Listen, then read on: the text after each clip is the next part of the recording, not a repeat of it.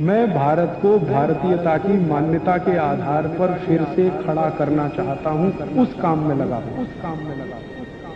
भारत देश में पंजाब है, हरियाणा है, पश्चिमी उत्तर प्रदेश है, आंध्र प्रदेश है, कर्नाटक है, मध्य प्रदेश का एक इलाका है, छत्तीसगढ़ है, झारखंड है, बिहार है, उड़ीसा है, बंगाल है। ऐसे करीब 17-18 राज्य हैं जहां सबसे ज़्यादा ये जहर खेतों में डाला जा रहा है। इन 17-18 राज्यों में एक राज्य सबसे बड़ा है जहां प्रति एकड़ सबसे ज़्यादा जहर खेतों में डाला जा रहा है। उस राज्य का नाम है पंजाब। पंजाब में प्रति 1 एकड़ खेत में हर साल 113 किलोग्राम तो रासायनिक खाद डाल दिया जाता है और उसके बाद कीटनाशक और जंतुनाशक का जहर अलग से डाला जाता है। उसके बारे में आंकड़े घटते बढ़ते रहते हैं। कभी कपास की फसल पर ज़्यादा स्प्रे करना पड़ जाता है तो प्रति एकड़ आंकड़ा बढ़ जाता है। कभी कभी कपास की फसल आती ही नहीं है तो स्प्रे करने की ज़रूरत नहीं पड़ती है तो आंकड़ा घट जाता है, लेकिन खाद का आंकड़ा लगभग स्थिर रहता है।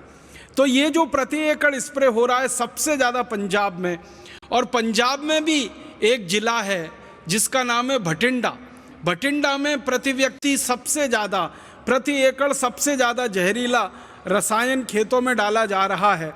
और आज भारत देश के 680 जिलों में भटिंडा सबसे बड़ा ज़िला है जहां सबसे ज़्यादा कैंसर के मरीज हैं पूरे भारत के आंकड़ों के अनुसार। अगर प्रति व्यक्ति कैंसर के मरीजों की संख्या आप गिनेंगे तो भटिंडा शीर्ष स्थान पर है। और भटिंडा से हर दिन एक ट्रेन चलती है बीकानेर नाम के एक राजस्थान के शहर के लिए, क्योंकि बीकानेर में बहुत बड़ा एक मेडिकल कॉलेज है जहाँ पर कैंसर के विशेषज्ञ बहुत हैं और कैंसर का इलाज होता है वहाँ पर। तो भटिंडा से बीकानेर के लिए जो ट्रेन जाती है, हर दिन हज़ारों कैंसर के यात्री उसमें भरकर भटिंडा से बीकानेर जाते हैं। तो उस ट्रेन का नाम कैंसर स्पेशल ट्रेन ही रखा है लोगों ने। भटिंडा के बाद दूसरा सबसे बड़ा ज़िला जहाँ पर कैंसर के मरीजों की संख्या बहुत है, जालंधर है। और जालंधर भी भारत में सबसे बड़ा ज़िला है जहाँ सबसे ज़्यादा जहर प्रति एकड़ खेतों में डाला जा रहा है। फिर होशियारपुर है, वो भी पंजाब में ही आता है।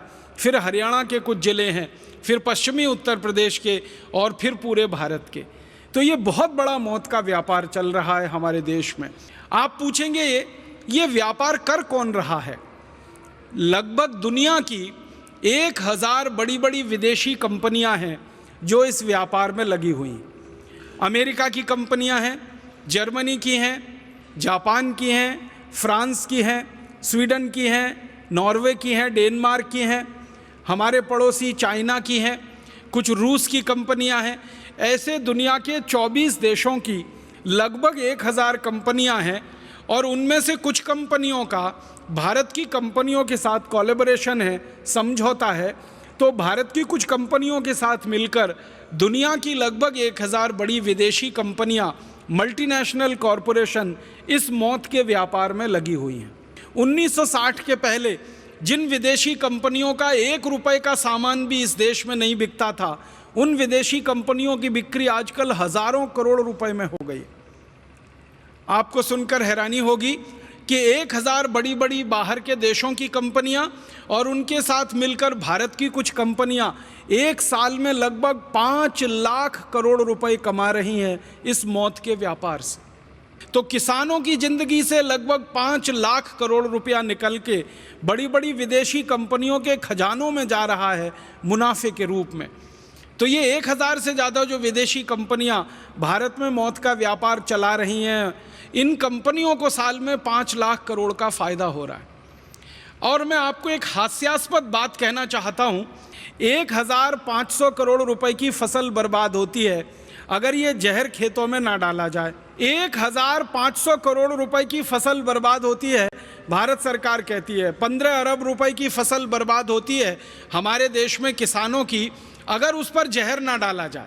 तो 1500 करोड़ की फसल की बर्बादी को रोकने के लिए ये सारी कंपनियां मिलकर 5 लाख करोड़ रुपए का व्यापार कर लेती हैं, जहरीले रसायन बेच लेती हैं। इसका मतलब बहुत साफ है, फसल को बर्बादी से नहीं बचाना है, वास्तव में इन कंपनियों को मौत का व्यापार चलाना है, जहर का व्यापार करना है, जहर को बिकवाना है और जहर को हमारे खेतों की धमनियों में डलवाना है। एक बहुत ख़राब जहर है जिसका नाम है एंडोसल्फान। एंडोसल्फान को अमेरिका के देश में 20 साल पहले प्रतिबंधित कर दिया गया। एंडोसल्फान को फ्रांस ने, जर्मनी ने, डेनमार्क ने, नॉर्वे ने, एंडोसल्फान को इंग्लैंड ने, स्कॉटलैंड ने, आयरलैंड ने 20 साल पहले बंद कर दिया। जापान नाम के देश ने एंडोसल्फान का उत्पादन और खेत में डालना 20 साल पहले बंद कर दिया। दुनिया के 56 से ज़्यादा देशों में एंडोसल्फान ना बनाया जाता है ना खेतों में डाला जाता है, क्योंकि ये सबसे खराब जहर है। एंडोसल्फान के बारे में जापान और अमेरिका और यूरोप के वैज्ञानिकों ने जो शोध किया है, उनका ये कहना है कि अगर इसकी एक बूंद किसी की जीभ पर डाल दी जाए तो उतनी पर्याप्त है वो एक बूंद कि उस व्यक्ति को कैंसर हो और वो मर जाए। लेकिन हैरानी की बात यह है कि जिन देशों में 20 साल से एंडोसल्फान बनता नहीं है और बेचा नहीं जाता, उन्हीं देशों की कंपनियां भारत में आकर एंडोसल्फान बनाती हैं और भारत में बेचती हैं और हमारे किसानों को उल्टा सीधा पट्टी पढ़ाकर उनको लालच दिलाकर एंडोसल्फान का स्प्रे कराती हैं। अमेरिका की कंपनियां अपने देश में एंडोसल्फान बनाती नहीं, भारत में आकर बना के बेचती हैं। जापान की कंपनियां अपने देश में बनाती नहीं, भारत में आकर बनाकर बेचती हैं। यूरोप की कंपनियां एंडोसल्फान अपने देश में बनाती नहीं, भारत में लाकर बेचती हैं और धड़ल्ले से मौत का व्यापार करती हैं। एक तरफ एंडोसल्फान जैसे जहर, लिंडेन जैसे जहर, एलडी कार्ब जैसे जहर जो यूरोप और अमेरिका में नहीं बिक रहे हैं, उनको भारत में लाकर बेचा जाए और 5 लाख करोड़ रुपए उसमें से कमाए जाएं। फिर ये जहर के कारण भारत के लोगों को कैंसर होने लगे, फिर उस कैंसर का इलाज करने के नाम पर दवाएं बेची जाएं और उसमें लाखों करोड़ों रुपए कमाया जाए। ऐसा षड्यंत्र और ऐसी साजिश इस मौत के व्यापार में चल रही। और ये मौत का व्यापार इतना गहरा हो गया है कि भारत का किसान तो बिल्कुल इसमें मजबूर है मर जाने के लिए। हम और आप सब भी बहुत मजबूर हो चुके हैं मर जाने के लिए। आप बहुत अच्छे योग्य चिकित्सक हैं। मैं आपको विनम्रतापूर्वक एक बात कहना चाहता हूँ।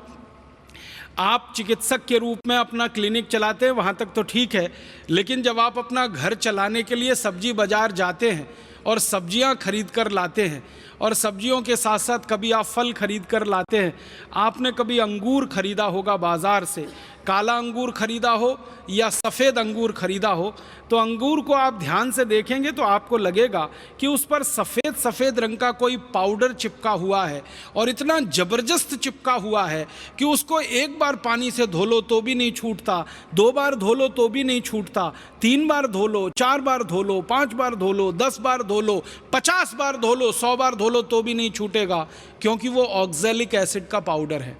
फिर आप अंगूर खाते हैं, आपको मालूम है आप चिकित्सक होकर जहर खाते, और आप अकेले अंगूर नहीं खाते हैं, आपके किसी सहयोगी को भी खिलाते हैं, आपके किसी मेहमान को भी खिलाते हैं।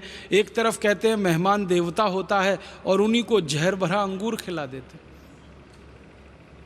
फिर यही अंगूर को आप सुखा लेते हैं, किशमिश बना लेते हैं, फिर इस किशमिश को खीर में डालते हैं, इस किशमिश को हलवे में डालते हैं, इस किशमिश को आप अपने कई तरह के पकवानों में डालते हैं, फिर खा जाते हैं, फिर उतना ही जहर आपने खा लिया।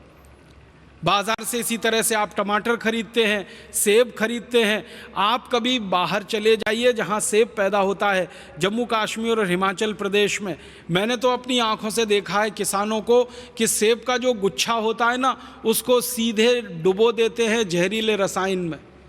फिर हम भिंडी खाते हैं, हम तोरई खाते हैं, दूधी खाते हैं, हम पालक खाते हैं, मेथी खाते हैं। सब्जियों के ऊपर इतना स्प्रे होता है इन सभी केमिकल्स का कि हालत ख़राब है खाते खाते। एक साधारण भारतवासी कल्पना करिए साल भर में 200 मिलीग्राम जहर खा जाता है सब्जियों के रूप में, और एक साधारण भारतवासी गेहूं, चावल, चने, दाल पर जो यूरिया डाला गया, डीएपी, सुपर फॉस्फेट डाला गया, उसके रूप में करीब करीब 1 किलो 700 ग्राम रसायन खा जाता है। यूरिया, डीएपी, सुपर फॉस्फेट के रूप में 1 किलो 700 ग्राम हम रसायन खा जाते हैं। एंडोसल्फान एल्डिकार्ब लिंडेन के रूप में 200 ग्राम और खतरनाक जहर खा जाते हैं। माने साल भर में लगभग 2 किलोग्राम जहर हमारे शरीर में जा रहा है। फिर इस जहर को बाहर निकालने के लिए भगवान ने आपका जो तंत्र बना रखा है उसको क्या अतिरिक्त काम करना पड़ रहा है, और वो काम करते करते आपका तंत्र फेल हो जाए, आपकी किडनी फेल हो जाए, आपका लीवर खराब हो जाए, आपकी जिंदगी बिल्कुल मौत के मुंह में समा जाए, तो कौन जिम्मेदार है उसका?